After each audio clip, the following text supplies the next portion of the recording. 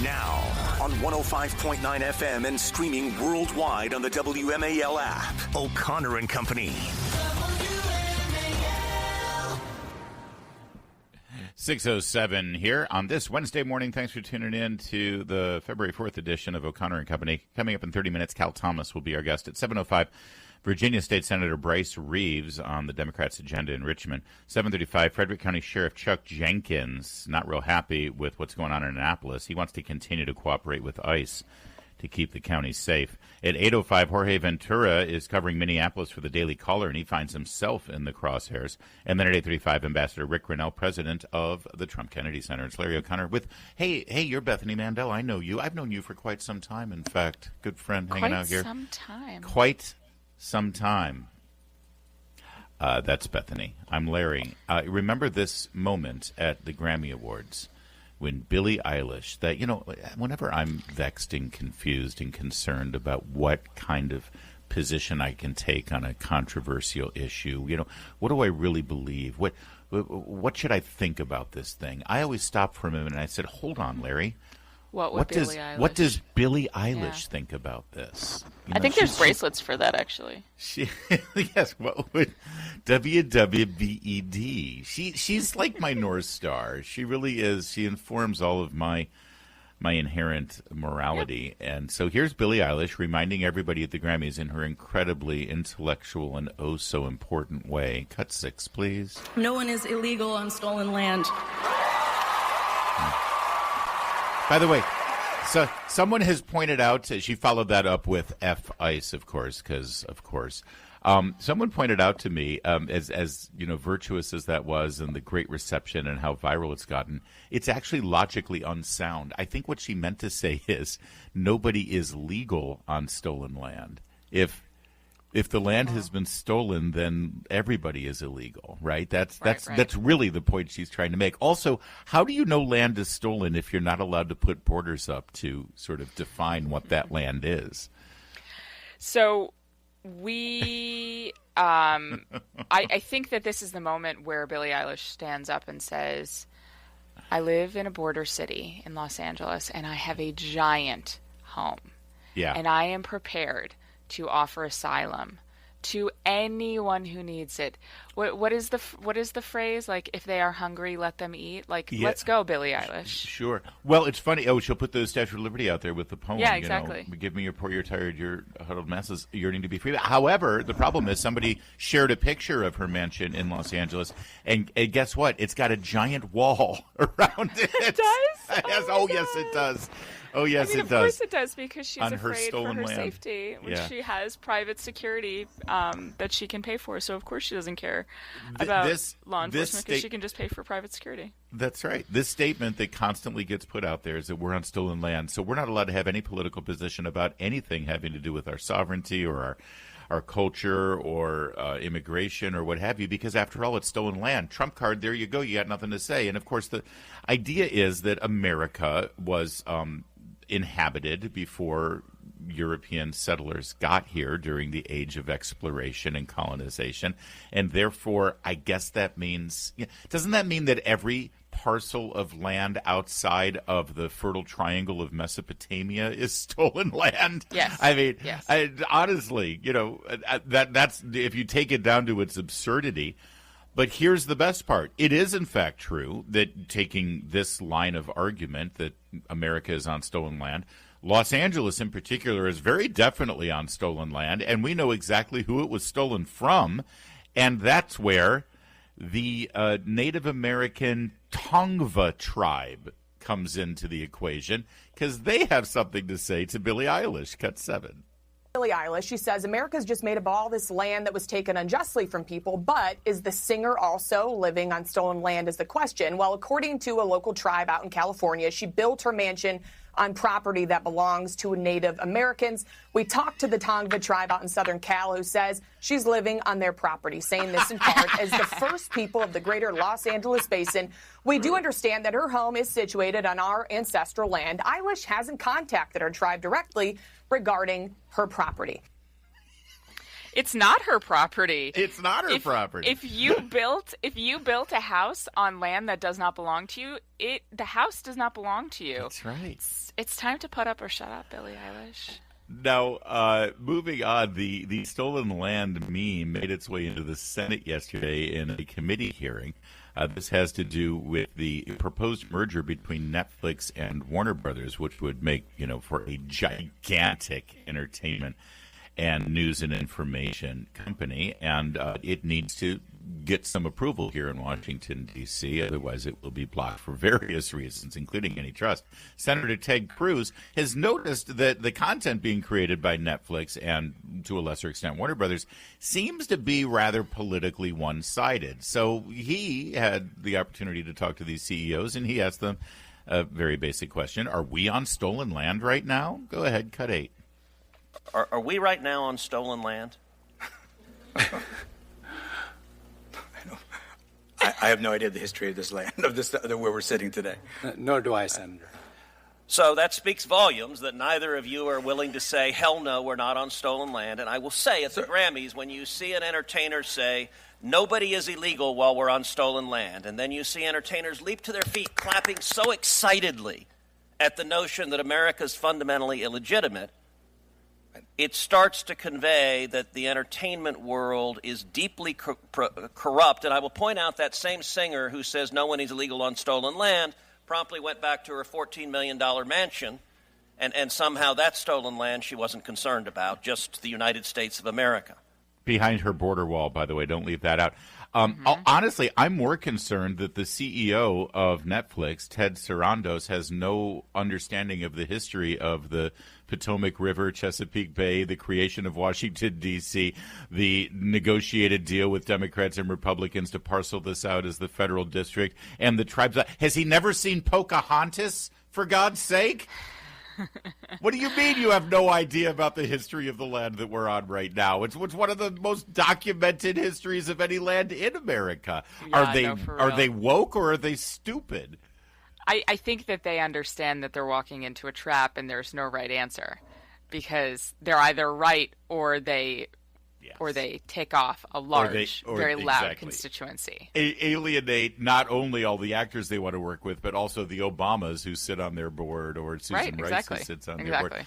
But and by the way, this is what I liken to the one question I've got for any Democrat who wants to be president. Answer this question and I'll consider voting for you. Can a man get pregnant? And they can't answer it. Yeah. It's an impossibility. And to that end, with regard to the more deeper concerns about woke ideology being pomegranate. Pomegranate. I think that's it. Yeah, it's the fruit. Pomegranate. Promulgated? Is it promulgated? Maybe. Thank you. To our children via these production companies, Cruz pressed a little further about their content. Cut 9. Look, Netflix has long been a left-wing company. Your founder, Reed Hastings, is one of the biggest Democrat donors in the country, including giving millions recently to the massive gerrymander in California, making it one of the most gerrymandered states in the union, because your founder desperately wants a Democrat House of Representatives. Susan Rice from the Obama White House is on your board of directors. You guys gave $50 million to the Obamas, as far as I can tell, to produce no discernible content whatsoever. How would you tell a Texan sitting at home to feel comfortable? CNN is already a dumpster fire. There's nothing resembling objectivity. There's nothing resembling journalism anymore. How are people at home, how should they feel even remotely confident that if this merger happens, the combined entity would not simply be a propaganda outlet pushing one particular political view with much greater market power than you have now? Well, sir, we would fail. We would fail pushing a political view or propaganda. We deliver entertainment to consumers. Our consumers see our business pretty much the way they see America. I can't. Do they not watch their own content? Do they not watch their own shows? I think the answer is no, they don't. They just watch the balance sheet, and it seems to be working fine. until it doesn't. That, by the way, that's one of the reasons why you do these mergers and acquisitions, because if you're losing customers, you just acquire a company who has other customers. That's actually a sure sign. I don't understand from a business perspective why they insist on ticking off and not entertaining half of their constituency, half of their potential customers. They're like, it's a pass for me. And it's not to say I don't watch Netflix, but Lord knows I just want a suggestion box for Netflix. Can we just do that? I've got an idea. Stop exploiting children and turning them into a sex object. How about that? We can start with that. Andrew Klavan, great friend and great podcaster, has a very famous story about this. He was out to dinner with, it may have been Senator Ted Cruz, a powerful politician in D.C., and the politician said, Andrew Klavan, you're from L.A., you're a screenwriter, you're a novelist. Tell me something about the entertainment business I don't know. And Andrew Klavan, without missing a beat, said, oh, okay, they don't care about the money. You all think that they'll just follow the money and they only make good business decisions and that what drives them. No, actually, they don't care about that. They really do care about the propaganda and the message and what they're achieving with it. And that you always need to remember. It's 6:17. Bethany Mandel, you know that old saying from prior generations when you hear about a woman who marries a man who is established and wealthy or has a good profession, she married well, right? That's the old phrase. Oh, she married well. By that measure, I guess Melinda French married well when she married Bill Gates, right? I mean, come on. At one time, Bill Gates was the richest man in the world. But if you look at his moral makeup and his character and sort of what floats his boat, she did not marry very well, especially considering the latest information that has been revealed by the release of the Epstein files. Again, nothing that has risen to the level of arrest or conviction of Mr. Gates, although I think that's the next question to ask. If you had all of this information, why have you still not arrested Bill Gates? That's worth asking. Melinda, formerly Gates, appeared on a NPR podcast and was asked for the first time about these revelations, including revelation that Bill Gates had contracted a sexually transmitted disease from Russian girls and planned to secretly medicate her so that she didn't find out, and many other sordid tales. Here was her response. The emails in the files suggest that Bill Gates had additional affairs and that he tried to get medication to treat a sexually transmitted infection and that he was going to give you the medicine without you knowing. His representative has said all of this is false. It is not on you to have to respond to the details of that alleged behavior, but I wonder what your dominant emotion is when you read these news articles. Dominant with emotion. These details. Sad. Just unbelievable sadness. Unbelievable sadness, right? And again, I'm able to take my own sadness and look at those young girls and say, my God, how did that happen to those girls, right? And so for me, it's just sadness for, I left my marriage. I had to leave my marriage. I wanted to leave my marriage. I had to leave I felt I needed to eventually leave the foundation. So it's just sad. That's the truth, right? And it's kind of like, at least for me, I've been able to move on in life. Sad. It's just sad. Is that what your dominant emotion would be? I mean, I am sad for the girls too, but I'd have some anger, some fury as well. Maybe even disgust. Especially when you consider the fact that in those emails, there's conversations about him giving his wife sexually transmitted diseases from the women that he was with. I would feel a little bit of revulsion, personal revulsion that I, was given things by my husband. I'd like to quote a timeless adage. You started the segment with, quoting something timeless and important, and I think I'd like to end with it. Okay. Mo money, mo problems. And this really exemplifies that time-honored, timeless, mo money, mo problems. Mo money, mo problems. It's true. It's true. And And a great lesson for those of you who still have children in your lives. Who I remember a few years ago, you asked kids, 15 and under, what do you want to be when you grow up, or what do you want to achieve? And the dominant response was YouTube fame. I want to be a YouTube influencer. And other generations would say money, of course, and power and all that. Bill Gates had all that. Bill Gates had fame, he had money, he had power, but he wasn't a good person, it appears. Sure appears based on what we're learning here. Certainly seems that way. And people with all that money and people with all that power and people with all that influence and fame, they're not happy. They don't seem to be happy, and they don't seem to be good people. So don't confuse morality with success. It's material success. It's 6:23. Now on 105.9 FM and streaming worldwide on the WMAL app. O'Connor and Company.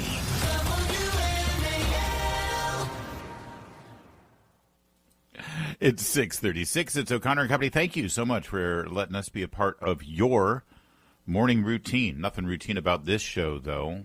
Starting at 7:05, we'll have State Senator of Virginia, Bryce Reeves, talk about the Democrats' agenda in Richmond, and if there's any stopping them.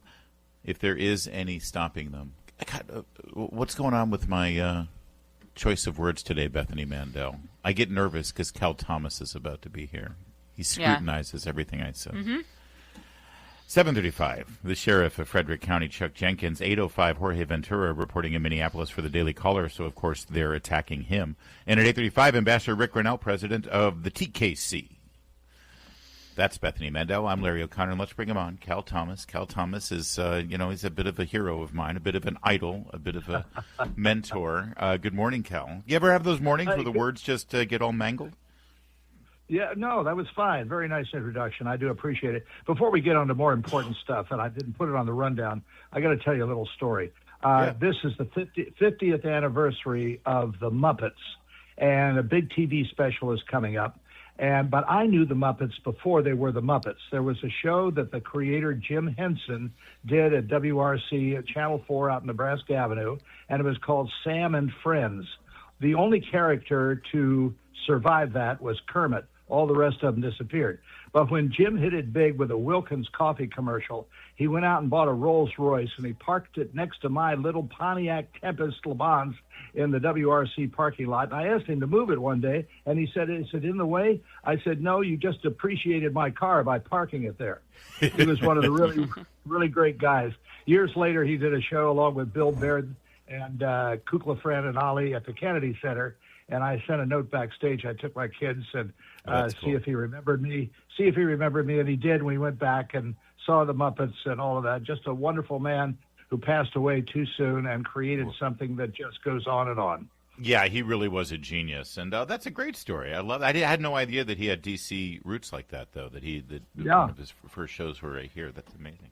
Listen, as you observe local government, there was a time when if you were mayor of a major city, make sure the trains are running on time, the subways, especially in New York, and everything, and make sure that it's done efficiently, and make sure you get the trash picked up, and the potholes filled, and the snow cleared. So how would you judge Marxist Mayor Mamdani so far up in Gotham?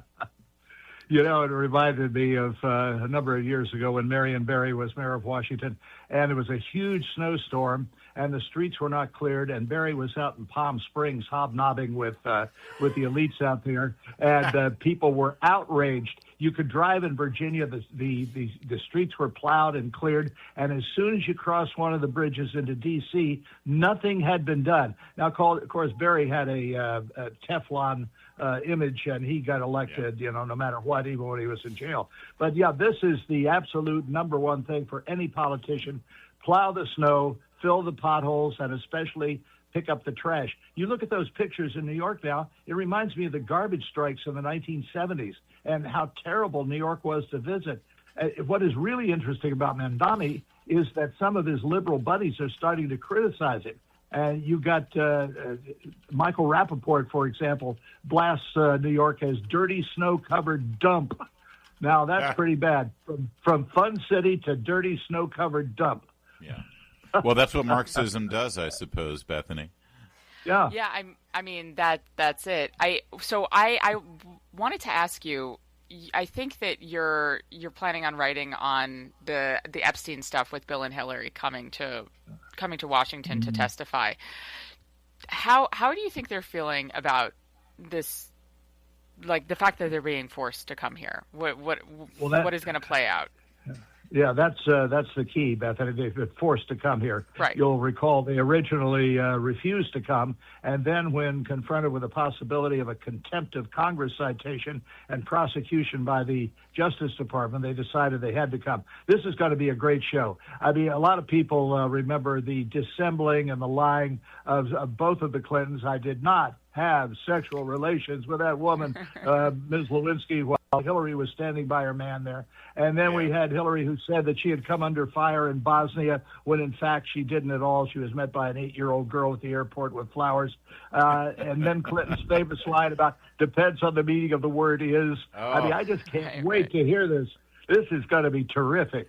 Yeah, but they're so slippery, though. I have no doubt that they're going to somehow survive this thing. And to be fair, and listen, I try to be fair. It's hard these days doing what we do, but I'm having trouble figuring out what exactly Hillary's involvement in this whole thing is. It has to do with the release of the Epstein files.